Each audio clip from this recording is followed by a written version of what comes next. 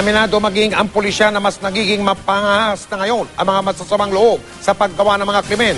Kadalasan ding mas malalakas na ng mga baril ang dala ng mga organisadong grupo. Nakatutok si John Consulta. Mula sa pagmamonitor ng daloy ng trapiko sa EDSA Ortigas, agad ipinihit ng MMDA ang kanilang kamera sa bahaging ito ng Ortigas sa gilid ng Robinsons Galleria. Maya-maya lang, makikita na ang pagpwesto ng pulis sa paligid ng mall.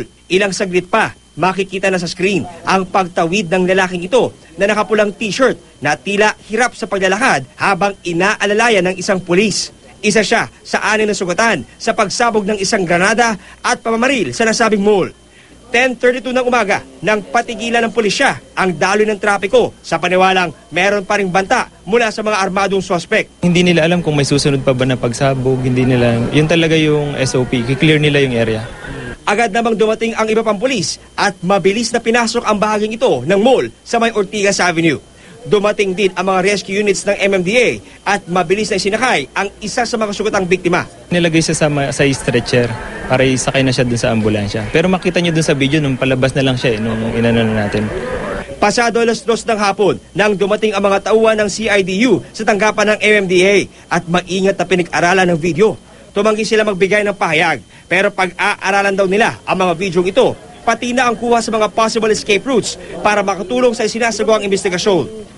Ayon sa PNP, palaisipan ngayon kung paano nakapasok ang mga suspect na sinasabing nagbihis security guard at may bitbit pang mga armas. Nakasuot nga sila na security guard pero siyempre isang security agency lamang ang may hawak ng seguridad ng Natura Mall. Kailangan may managot po dito.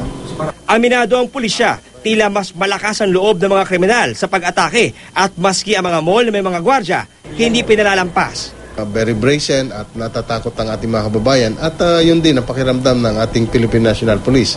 Kailangan pong masolve kaagad itong kasong ito. Sa harap ng lumalala at tila wala ng takot na pag-atake ng mga masamang loob sa mga establishmento at mga matataong lugar dito sa Metro Manila, nangako ang PNP ng mas maitim na pagbabantay lalo na sa mga darating na araw. Dodoblehin, tritriplehin ang ating inilalatag na security plan at yung ating pong mga force multipliers ay atin ding gagamitin nang sa ganon ay makadagdag pa sa public safety. Ang iba pang mall sa Metro Manila nagdoble higpit daw sa pinatutupad ng seguridad sa kanilang mga mall. Ang SM, tiniyak na mas paigtingin nila ang kanilang seguridad sa lahat ng kanilang mall. Gayon din ang pagtitiyak ng Trinoma Mall sa Quezon City. John Consulta, nakatutok, 24 oras.